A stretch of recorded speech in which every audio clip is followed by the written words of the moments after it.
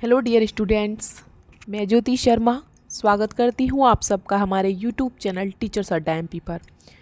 तो बेटा आज आपकी ये मैथ की बुक जो चल रही है हमारी कक्षा 5 की एड ग्रेडेड अभ्यास पुस्तिका, आज इसका हमारा लास्ट दिन है।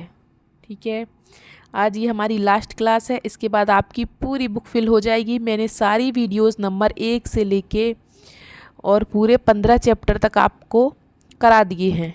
ठीक है, आज आपका लास्ट 15वां चैप्टर है जिसके कुछ क्वेश्चन हम कर चुके हैं और कुछ क्वेश्चन आज हम ख़त्म कर लेंगे पूरे।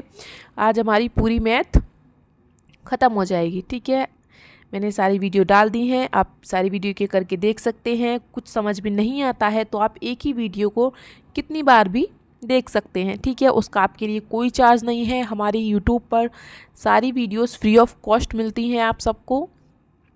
ठीक है, और जिन बच्चों ने हमारे चैनल को बेटा सब्सक्राइब नहीं किया है तो हमारी सारी वीडियोस देखने के लिए हमारे चैनल को सब्सक्राइब कर लीजिए। हमारे चैनल का नाम है टीचर्स अड्डा एमपी।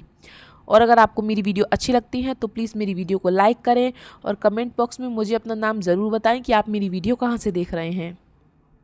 चलिए हम अपनी क्लास की तरफ आगे बढ़ते हैं। तो आज चलेगा हमारा क्वेश्चन नंबर 11।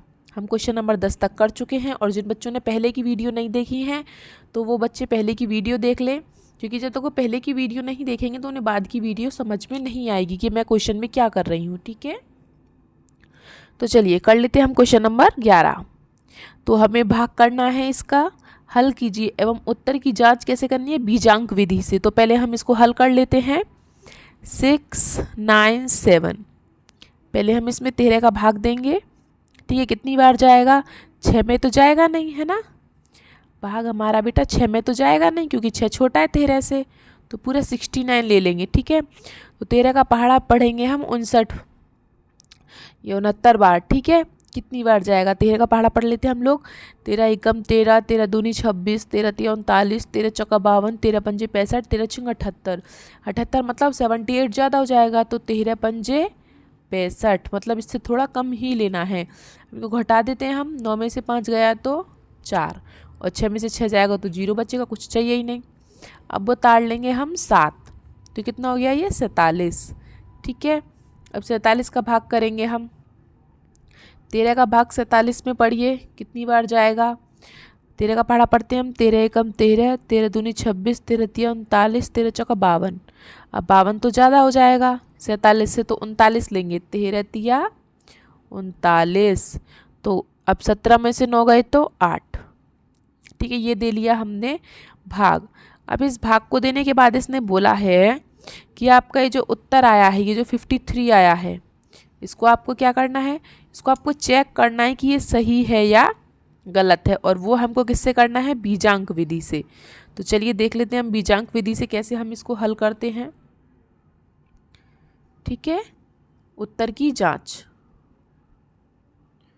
उत्तर की जांच। तो आप जांच बेटा कैसे करेंगे, आपको फॉर्मूला पता होना चाहिए। क्या है इसका फॉर्मूला, आप सब जानते हैं, भागफल गुणा भाजक प्लस शेषफल, यही है। और बराबर में आपका क्या आता है, भाज्य। ठीक है, चलिए तो भागफल क्या है आपका, भागफल जो आपका भाग निकल के आया हो, मतलब कि 5 और 3, और 5 और 3 कितने होते हैं, 8। ठीक है, फिर गुणा भाजक क्या होता है बेटा, भाजक मतलब जिससे हम भाग दे रहे हैं, मतलब कि 13, तो 1 और 3, 1 और 3 कितने होते हैं, 4। आप सबको पता है बीजांक कैसे निकालते हैं, इनको जोड़ लेते हैं, प्लस फिर आता है शेषफल। शेषफल क्या है हमारा, 8, तो इसे तो कुछ जोड़ना है ही नहीं क्योंकि ये तो एक ही संख्या है 8, बराबर भाज्य। भाज्य क्या है हमारा, 6, 9, 7, तो इनको जोड़ लो, 6, 6 और 9 15, 15 और 7 22, बराबर 22। ठीक है, हम इनकी गुणा कर लेते हैं। 8 चौक 32 और प्लस 8 बराबर 22। 32 और 8 कितने हो गए बेटा, 40 और बराबर 22। अब आप ये सोच रहे होगे भाई ये तो अलग अलग आया है, एक सा नहीं आया है, लेकिन बेटा भी इसमें थोड़ा सा कुछ काम बाकी है। क्या, हमें क्या पूछा, बीजांक विधि। बीजांक होता है एक वर्ड में, और ये क्या है 4 और 0। 4 और 0 को जोड़ेंगे तो क्या आएगा 4, और 2 और 2 को जोड़ेंगे तो क्या आएगा 4। इनके बीच में प्लस होता है हमेशा। तो आ गया ना दोनों तरफ 4 4, मतलब कि हमारा आंसर सही है। ठीक है बेटा, चलिए आप इसको उतार लीजिए, फिर हम अपने अगले क्वेश्चन पर चलते हैं। चलिए हम चलते हैं क्वेश्चन नंबर 12 पर। देखिए क्वेश्चन नंबर 12 भी सेम टू सेम हम ऐसे ही करेंगे।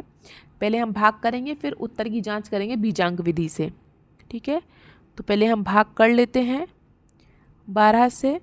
तो कितनी बार जाएगा, 66 लेंगे, तो 12 पंजे 60, और 6 में से 0 गया तो 6 बचेगा। अब हम क्या उतारेंगे 8, फिर से 12 पंजे 60, अब क्या लेंगे हम 8 और उतारेंगे 4, तो क्या आएगा 12 सत्ते 84, पूरा पूरा कट गया।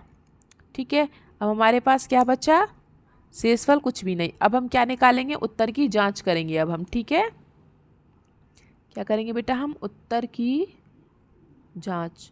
और उत्तर की जांच आप सब, अभी मैंने थोड़ी देर पहले आपको फॉर्मूला बताया था, क्या था, भागफल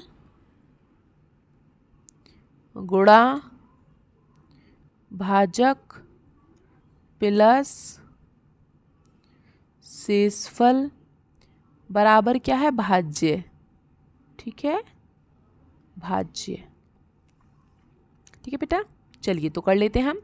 भागफल क्या होगा जिसमें भाग दिया है, 5 5 7, इन तीनों को जोड़ लो, 5 और 5 10, 10 और 7 17, क्या है बेटा 17, गुणा भाजक मतलब जैसे हम भाग दे रहे हैं 1 और 2 12, 1 और 2 कितने होते हैं 3, प्लस शेषफल क्या है हमारा कुछ भी नहीं 0, और बराबर भाज्य क्या है हमारा ये रहा। तो भाज्य को जोड़ लो, 6 और 6 12, 12 और 8 20, 20 और 4 24, यह आया हमारा भाज्य। ठीक है, चलिए इनको और आगे कर लेते हैं हम लोग। देखिए अब ये 17 है, अब आप इसकी गुणा इस पे मत कर देना। क्यों नहीं करेंगे, पहले इसको एक अक्षर बनाओ, ये बीजांक विधि है। 1 और 7 8, और गुणा 3, और 0 का तो कोई मतलब ही नहीं है, बराबर। इनको इनको दोनों को जोड़ लो, ये भी 2 शब्द है, इनको भी एक बना लो, 2 और 4 6। ठीक है, अब गुणा कर सकते हैं, 8 तिया 24 बराबर 6। अब इन दोनों को भी जोड़ लो, 2 और 4 को, 2 और 4 6, 6 बराबर 6। तो क्या आ गया बेटा हमारा, बीजांक विधि से हमारा ये प्रूफ हो गया कि 6 बराबर 6 दोनों तरफ बराबर है, तो मतलब हमारा आंसर सही है। ठीक है बेटा, चलिए इसको उतार लीजिए आप, फिर हम अगले क्वेश्चन पर चलते हैं, अपने क्वेश्चन नंबर 13 पर। ठीक है, चलिए क्वेश्चन नंबर 13 पर चलते हैं हम लोग। देखिए क्वेश्चन नंबर 13 क्या कह रहा है, इसको भाग दीजिए और उत्तर की जांच कीजिए। इसने क्या बोला, सिंपल उत्तर की जांच करनी है, इस बार बीजांक विधि से नहीं करनी है, आपकी मर्जी हो वैसे करनी है, चाहे बीजांक विधि से कर लो चाहे सिंपल। तो मैं आपको बीजांक विधि तो सिखा दी आपको, अब हम सिंपल तरीके से देख लेते हैं। ठीक है, तो पहले मैं भाग दे देती हूँ 23 का। ठीक है, तो 23 का भाग देंगे तो पहले 23 में भाग जाएगा, 23 एकम 23। ठीक है, कुछ नहीं बचेगा। अब उतारेंगे हम 9, अब 9 में तो भाग जाएगा नहीं 23 का, है ना, तो ना जाने की 0, और उतार लेंगे 5। ठीक है, अब 23 चौका 92, और 5 में से 2 गए 3 आया, 3 हमारे पास क्या बचा शेष। ठीक है बेटा, चलिए अब हम क्या करेंगे, इसके उत्तर की जांच। उत्तर की जांच वही फॉर्मूला है, उत्तर की जांच क्या होता है ये बेटा हमारा, भागफल गुणा भाजक प्लस शेषफल, शेषफल बराबर आपका भाज्य। ठीक है, चलिए तो भागफल आपका क्या है 104, गुणा भाजक आपका क्या है 23 जिससे भाग देते हैं, और प्लस शेषफल क्या है आपका 3, बराबर भाज्य क्या है आपका ये रहा। भाज्य मतलब जिसमें भाग देते हैं। ठीक है, अब 104 गुणा 23, 104 की 23 में गुणा करेंगे तो आएगा आपका 2392, प्लस 3 बराबर 2395। अब इन दोनों को जोड़ लो तो आएगा 2995, और सॉरी 2395, और इधर भी आएगा आपका 2395। या आ गया आपका दोनों बराबर। अगर दोनों तरफ बराबर है तो आपका भाग सही है, अदरवाइज गलत है। ठीक है बेटा। चलिए तो अब हम अगले क्वेश्चन पर चलें अपने।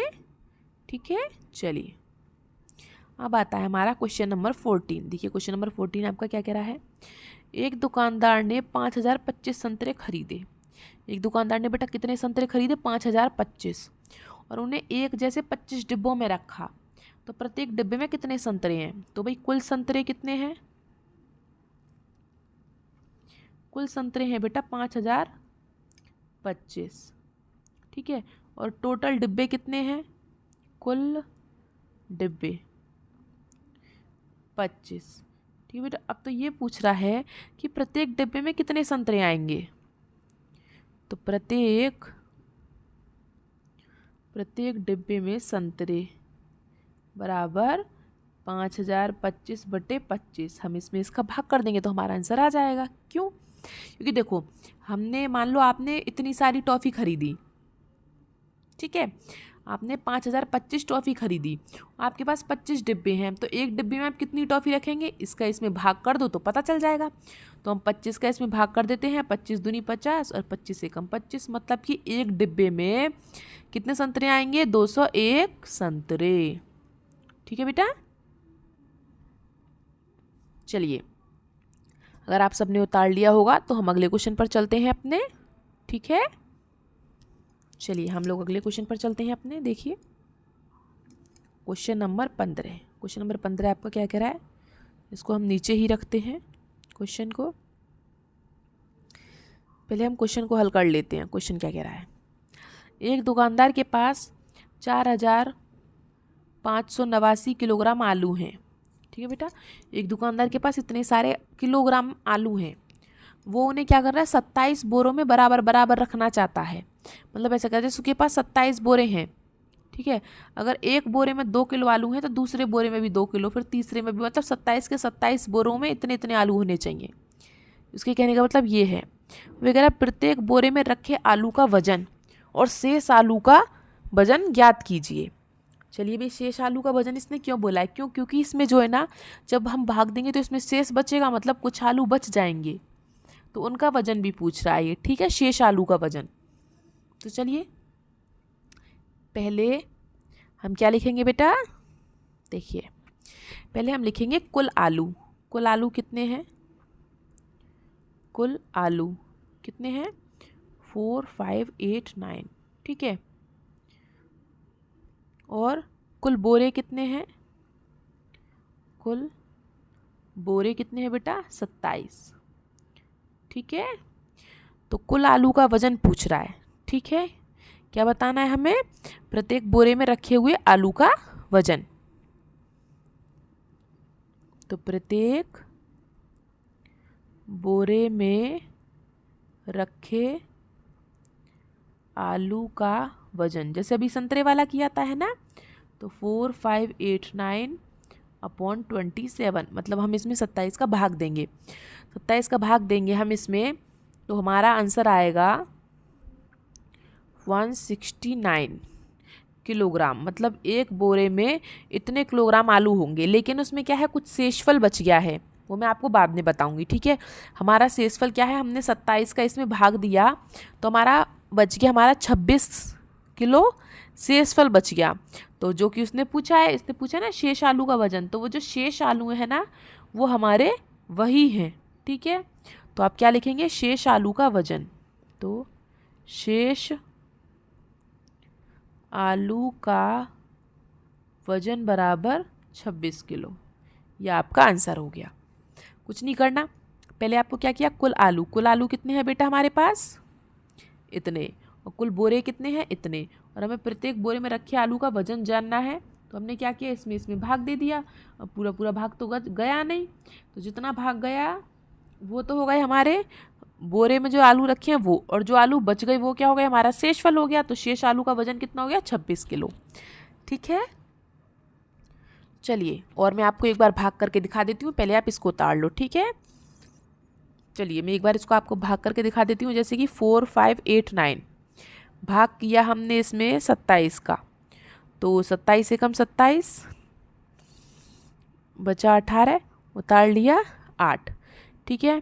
फिर 27 छिक्की 162, हम इसको कर देते हैं, बचा 26 और उतार लिया 9, ठीक है। 27 निम्मा 243 और बचा हमारे पास 26, तो ये क्या बचा हमारा शेषफल, ठीक है। तो जो उसने बोला था ना प्रत्येक बोरे में रखे आलू का वजन कितना था बेटा 169, एक मतलब एक बोरी में इतने आलू आ गए, लेकिन उसमें क्या 26 आलू बच गए, तो वो शेष आलू का वजन हो गया हमारा 26, ठीक है। ऐसे हुआ था ये क्वेश्चन,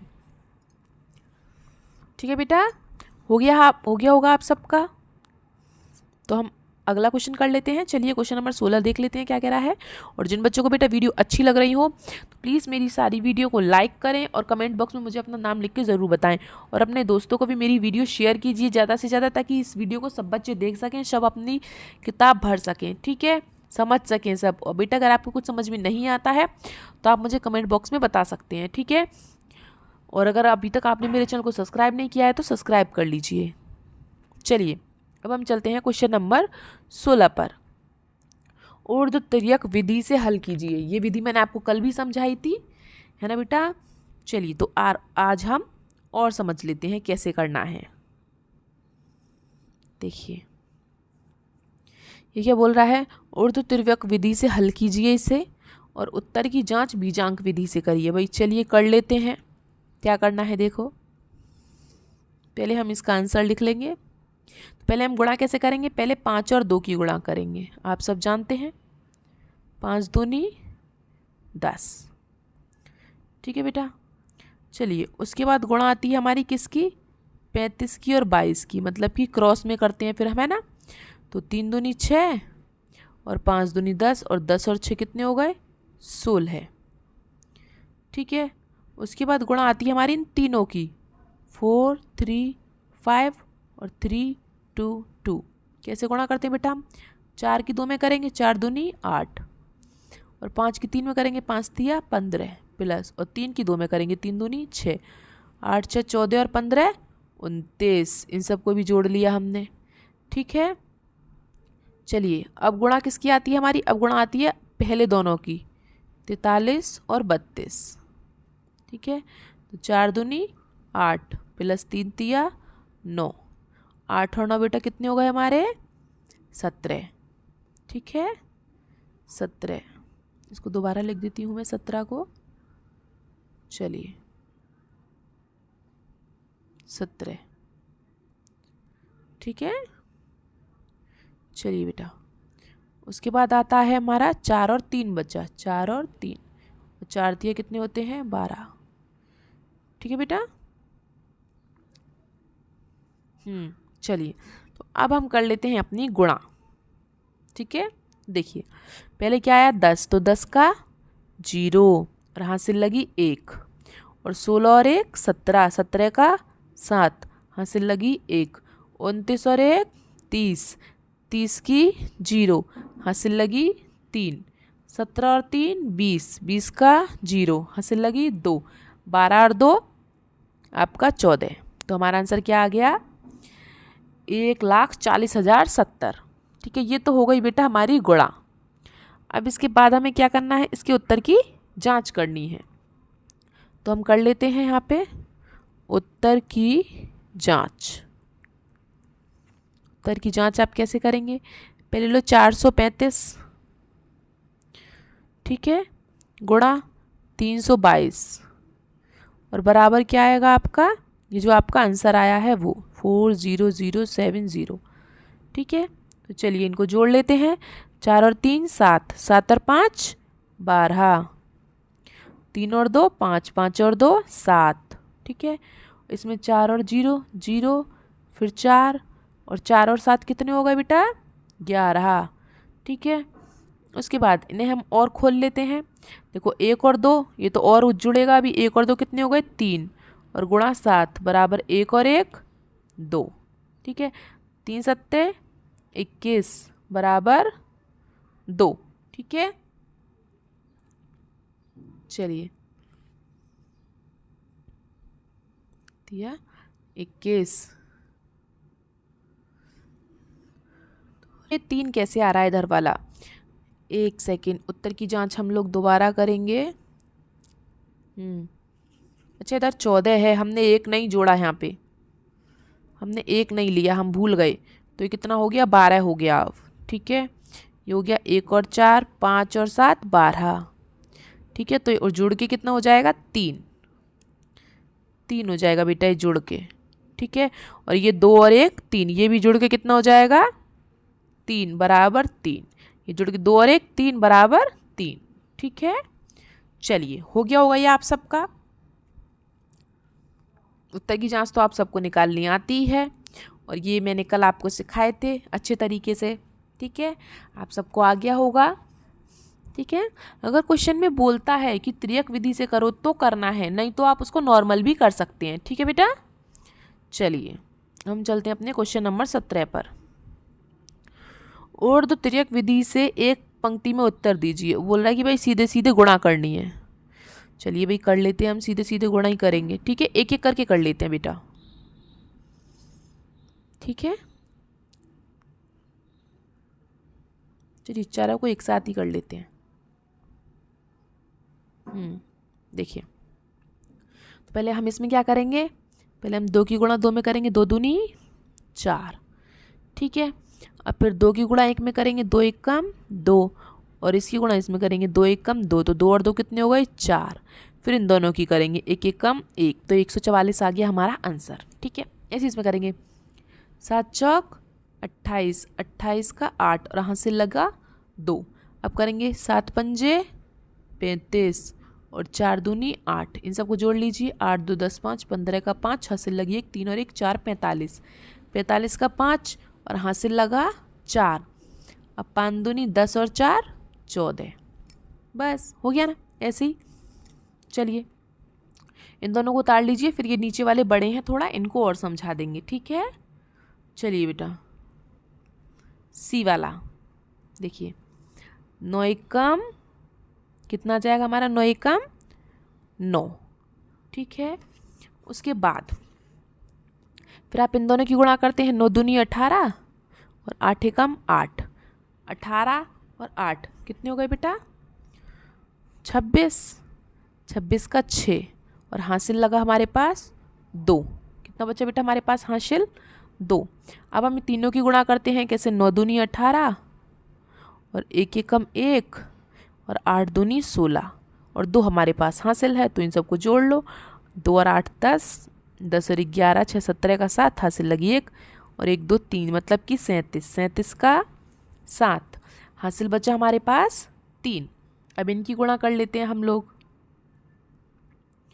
8 दूनी 16 और 2 एकम 2। ठीक है, 3 और 6 9 और 2, 11 का 1, हासिल लगी 1, 1 और 1 2, 21, 21 का 1 और हासिल 2। अब गुणा बची सिर्फ ये वाली, तो 2 एकम 2, 2 और 2 4, तो हमारा आंसर आ गया ये 41,769। ठीक है बेटा, चलिए ऐसे इधर हम डी वाली गुणा कर लेते हैं। तो पहले इसको करेंगे, 9 सत्ते 63, 63 का 3, हासिल लगा 6। फिर इनकी गुणा करेंगे, 7 चौक 28 और 9 पंजे 45, तो 8 6 14 5, 19 का 9, हासिल लगी 1, 4 और 3 7, 89, 89 का 9 और हासिल लगी 7। ठीक है, फिर इन तीनों की गुणा करते हैं, 3 सत्ते 21, 9 छिक्का 54 और 5 चौक 20, तीनों को जोड़ लो, हासिल 7 था हमारे पास, 7 और 1 8, 8 4 12 का 2, हासिल लगी 1, 1 और 2 3 और 5, 8 और 2 10, मतलब कि 102, 102 का 2 और हासिल हो गई हमारे पास 10।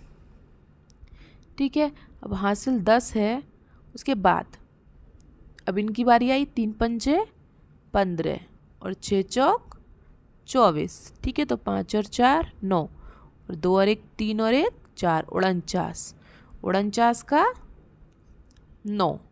ठीक है, हासिल 4, तो 3 छिंग 18, 18 और 4 22, तो ये आ गया आपका आंसर। ठीक है बेटा, ये सब मैं आपको डिटेल में करा चुकी हूँ वैसे भी, और अभी मैंने आपको ये डिटेल में ही कराया है पूरा। ठीक है, चलिए बस आज के हमारे अब ये 2-3 क्वेश्चन बाकी रह गए हैं, उनको और कर लेते हैं हम लोग। कैसे करेंगे देखिए। चलिए, और जिन बच्चों को वीडियो अच्छी लग रही हो बेटा, और अपने दोस्तों को भी शेयर कीजिए मेरी वीडियो को, सब्सक्राइब कीजिए और कमेंट बॉक्स में मुझे अपना नाम ज़रूर बताएं कि आप मेरी वीडियो कहाँ से देख रहे हैं। चलिए हल कीजिए। क्वेश्चन नंबर 18 हल करना है सिंपल, 17-28 सीधा सीधा भाग देना है और कुछ नहीं करना, ठीक है। तो 17 में भाग देंगे, 12 एकम 12, 12 दूनी 24, 24 तो ज़्यादा हो जाएगा 17 से, तो 12 एकम 12। अब 7 में से 2 घटा दो तो कितने बचेंगे 5, और 1 में से 1 जाएगा तो 0, तो कोई मतलब ही नहीं है। अब क्या ताड़ लेंगे हम 2, तो 12 एकम 12, 12 दूनी 24, 12 तिया 36, 12 चौक 48, 12 पंजे 60, 60 तो ज़्यादा हो जाएगा, तो 12 चौक 48। अब घटाओ, 12 में से 8 गए 4, और 4 में से 4 गया 0, का तो कोई मतलब ही नहीं है। फिर 8 उतार लेते हैं, और 12 चौक 48, तो क्या है हमारा आंसर 144। ठीक है बेटा, कितना इजी था ये तो, है ना। चलिए अब हम क्वेश्चन नंबर 19 कर लेते हैं अपना। देखिए क्वेश्चन नंबर 19 क्या कह रहा है भाई। 498 में 13 का भाग देने पर, ये कह रहा है कि 498 में 13 का भाग दिया मैंने, तो भागफल क्या आया 38, 38 तो भागफल आया, और शेषफल क्या आया नीचे 4 आया। तो भाग के उत्तर की जांच बीजांक विधि द्वारा कीजिए। तो बीजांक विधि का उसने फॉर्मूला हमें दे रखा है और सब कुछ हमें दे रखा है ना। तो चलिए निकाल देते हैं। भाज्य का बीजांक, भाज्य क्या है बेटा, भाज्य होता है जो जिसमें हम भाग देते हैं, मतलब कि 498। ठीक है, तो हम लिख लेते हैं 498 बराबर, भागफल क्या हो गया, ये रहा भागफल 38, गुणा भाजक क्या हो गया जिससे हम भाग दे रहे हैं 13, प्लस शेषफल क्या हो गया 4।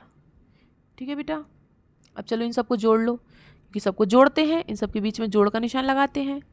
4 और 9 13, 13 और 8 21, ठीक है, बराबर 3 और 8 11, ठीक है, गुणा 3 और 1 4 और प्लस 4।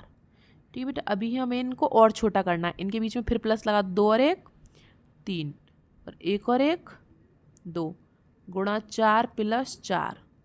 ठीक है, अब ये तो 3 हो गया इधर का, इधर भी 3 करना है हमें, तो 4 दूनी 8 और प्लस 4, 3 बराबर 8 4 12।